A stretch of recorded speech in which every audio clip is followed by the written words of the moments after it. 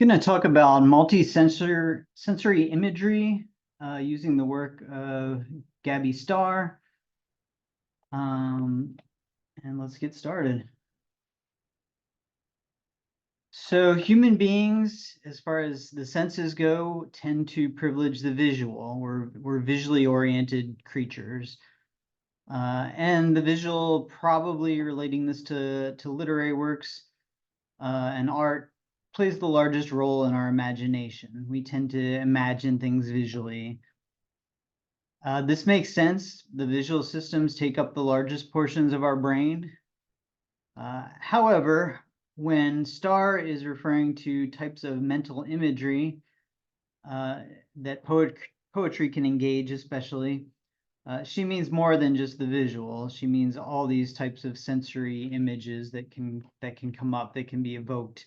So olfactory, smell, sometimes taste, haptic, grasp and touch, motor, so movement, body positioning, gustatory, taste, oral, sound, and rhythms.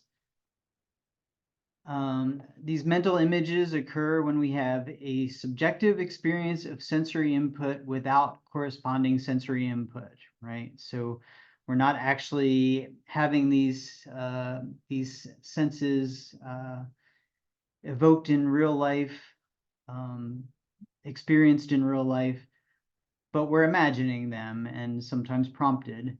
These images rely on memory. Like I said, they can be prompted. Sometimes they seem to occur spontaneously. And they vary in vividity in different people. You know, some people have a more sophisticated taste palette than others, for example. And in different cultures, perhaps even, right? That some cultures may emphasize, say, sound more or something like that. So let's start with auditory imagery. Starr puts this into 4 categories. There's music voice, metric voice, like in poetry, and then other general sounds. This kind of imagery is organized temporally, so across time as opposed to spatially, like vision, for example. The sense of timing that we get, the time, the rhythm of music or meter in poetry is also linked to movement, right? Just think about dance. You listen to music, it makes you want to dance. Motor imagery. And she says rhythmic sound is powerful in motor terms, and such motion seems linked to pleasure, right? We like to hear music, we like to move to music, dance to music.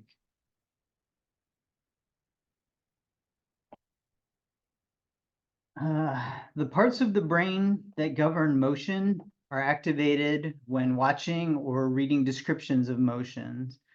So this this refers to mirror neurons, right? These are basically the idea here that a bunch of Italian neurologists discovered is that our brain neurons are activated, the same brain neurons are activated when we're actually doing something as when we're watching or reading about someone else doing something. So we mirror the movement of other people. Our brain mirrors the movement of other people. These images are often linked to other kinds of images, especially visual, right? We think about movement, we think about seeing movement. One interesting thing she brings up, though, that when we're visualizing another person moving, we do that at a distance, right? We see kind of their whole body moving. When we imagine our own moving, our own motion, we visualize it from our perspective, from inside our head, right? From our eyes, from our view. Interesting. Uh, Motor imagery is associated with planning and muscle response, right? What are you going to do? What are you trying to actions you're trying to make happen? Onto olfactory and gustatory. So smell and taste, these two are closely related. Images of smell, she says, are the least vivid, the hardest to evoke. right? When we're trying to imagine a smell, it's kind of hard to do. We tend to rely on association, categorization. This smells like something else, right? It's a less vivid experience than imagining, say, motion or visualizing something. Smell is usually, and taste to some extent, uh, is typically associated with pleasure or displeasure. A smell is rarely neutral. If something's strong enough to notice, it's either a good smell or a bad smell generally. Taste also can be kind of difficult to imagine. What we tend to do with taste is we imagine texture and temperature, or at least that contributes a lot to the way we imagine taste, right? So imagine eating a piece of pizza, for example. You think like warm, kind of gooey, um, that kind of thing, as opposed to, cake or something, which would be, um, probably room temperature and kind of spongy. So we think about texture and temperature when we think about taste. Haptic imagery, touching, grabbing, feeling. Different parts of the brain are associated with sensory and motor information from certain parts of the body. As we said, the visual taking up the most. Some parts of the body have more cortical space than others, right? And take in more sensory information. So the parts of the face, as it stands to reason, have the most, right? That's where most of your sensory input is coming in. Imagining touch is often multisensory, right? Again, brings in the visual especially.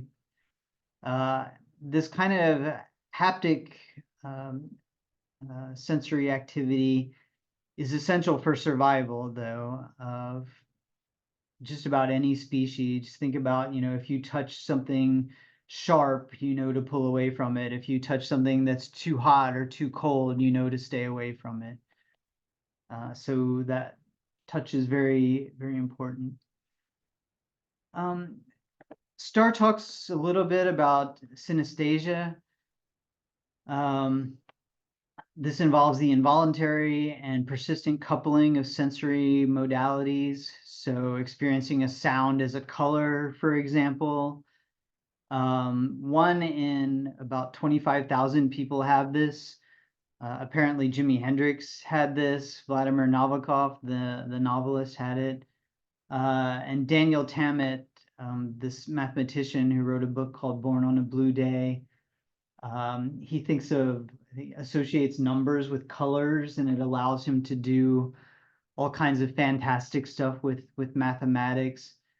And poets will occasionally use synesthesia in their poetry, right? Cross-associating different senses. So multisensory imagery or sensory imagery is often multimodal. So we will often experience several of these at the same time, right? An experience with one sensory modality often employs others, cross-modal, we might say.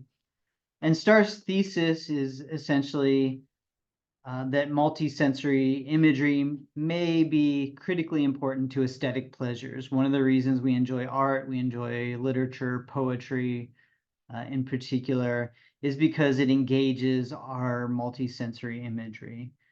So artists and poets will unite sensory modes in patterned ways, but also in surprising ways that we enjoy.